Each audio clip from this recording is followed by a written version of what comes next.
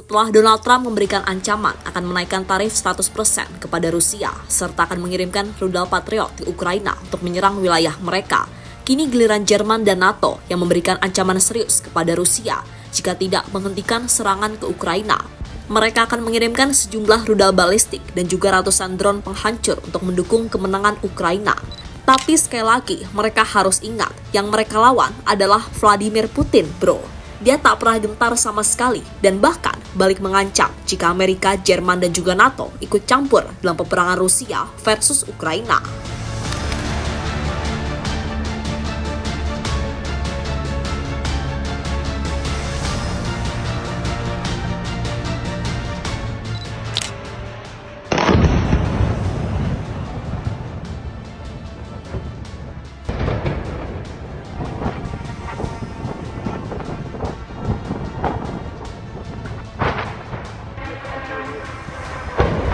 Makin kesini, konflik antara Rusia dan Ukraina yang semakin memanas. Konflik yang dimulai sejak 2022 itu nampak belum menemui titik terang untuk melakukan gencatan senjata atau mengakhirinya.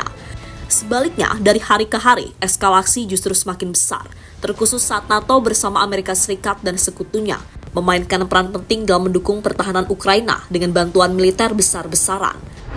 Ya, bantuan itu membuat Rusia meningkatkan respon kerasnya. Di bawah komando Presiden Vladimir Putin, Rusia terus menggempur Ukraina dengan serangan udara yang semakin intens. Di mana terbaru dikutip dari berbagai laporan media terpercaya, disebutkan bahwa Angkatan Udara Ukraina mengatakan Rusia menggunakan 728 pesawat tak berawak dan 13 rudal selama pemboman pada 10 Juli lalu. Serangan ini menyebabkan kehancuran besar, terutama pada infrastruktur sipil, fasilitas energi, dan wilayah timur seperti Donbas, hingga ibu kota Ukraina, Kiev. Lihatlah bagaimana Kiev diselimuti oleh udara, dan lihatlah bagaimana bom-bom serta drone Rusia itu jatuh di wilayah Ukraina.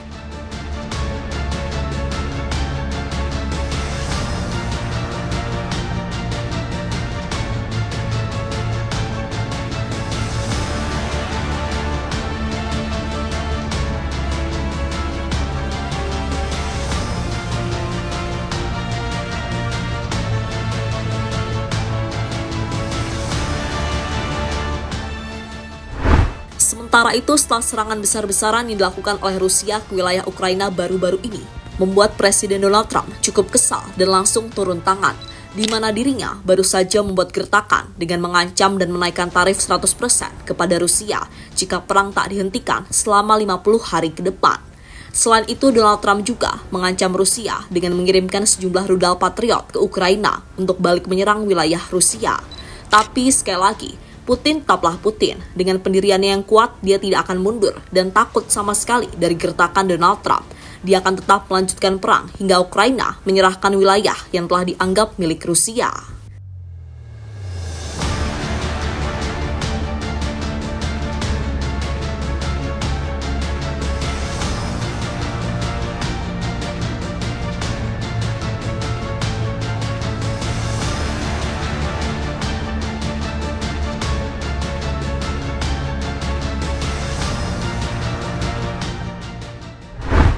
Sementara di sisi lain, menanggapi serangan dari Rusia baru-baru ini, para pemimpin dan diplomat barat menyatakan kemarahannya setelah rudal Rusia menghancurkan Kiev. Menteri Luar Negeri Inggris, David Lammy, mengutuk serangan rumah sakit tersebut sebagai serangan mengerikan terhadap warga sipil Ukraina. Lammy yang ditunjuk sebagai diplomat tertinggi Inggris, Jumat lalu setelah kemenangan Partai Buruh dalam pemilihan umum, menambahkan, bahkan Inggris akan mendukung Ukraina dengan sangat kuat, dan meminta pertanggungjawaban Rusia atau Putin atas serangan yang ia sebut sebagai serangan ilegal. Kecaman juga datang dari Kementerian Luar Negeri Prancis, menyebut serangan itu barbar.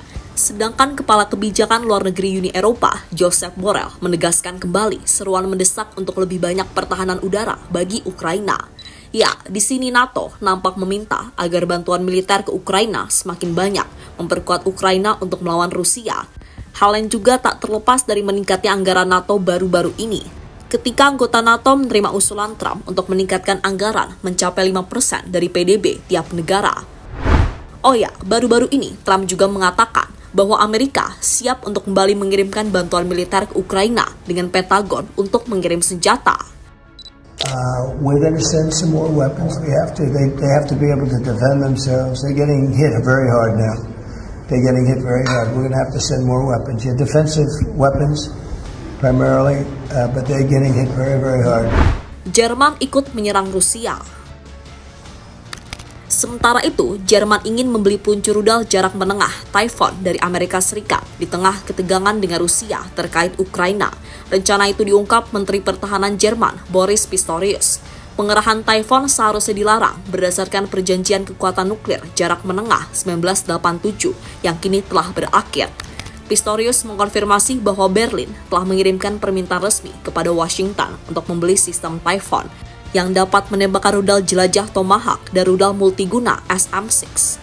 Typhoon memiliki jangkauan operasional sekitar 2.000 km dan dapat mencapai target jauh melampaui Moskow jika ditembakkan dari wilayah Jerman.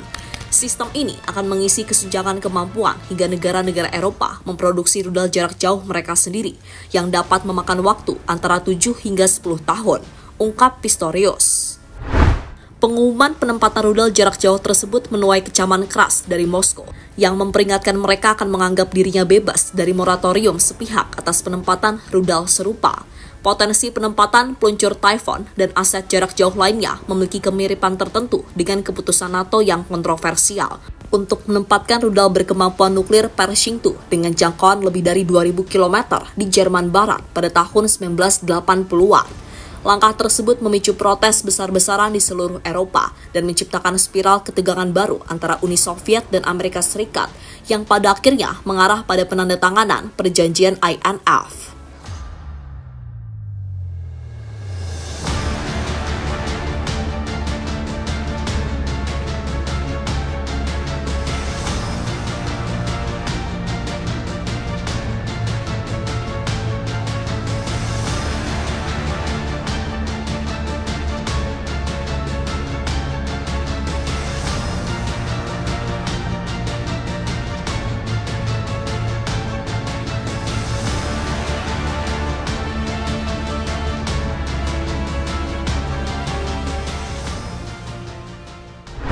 Putin gak goyah sedikit pun. Meski mendapatkan ancaman dari Amerika, NATO dan sekutunya, namun Putin gak goyah sedikit pun.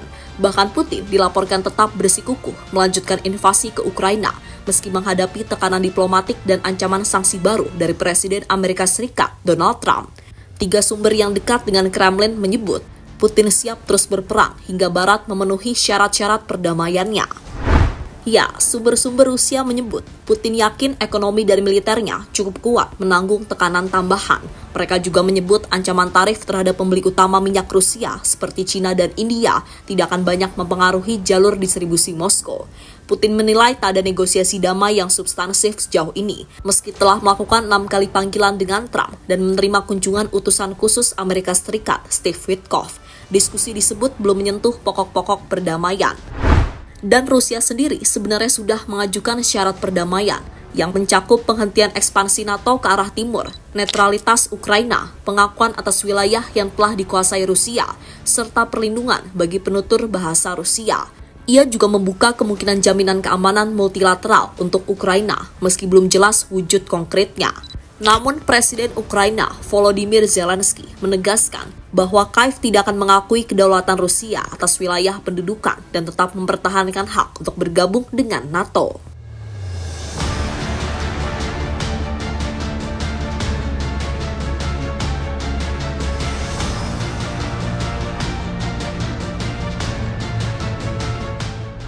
Dan terlepas dari apapun, pada akhirnya, malam yang mencekam di Kiev bukan sekedar berita tentang ledakan dan api. Itu adalah pesan brutal dari Moskow kepada dunia.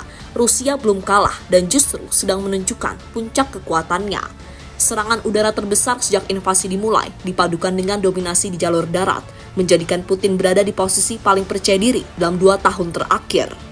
Wilayah Luhansk hampir sepenuhnya dikuasai, kota-kota penting direbut, dan dunia menyaksikan semua itu dalam diam. Sementara Zelensky berteriak meminta pertolongan, Washington justru merespon dengan ketidakpastian. Komentar Trump muncul terlambat tanpa langkah nyata. Eropa masih berkutat pada debat internal, dan rakyat Ukraina, mereka bersembunyi di bunker, menunggu langit berhenti terbakar.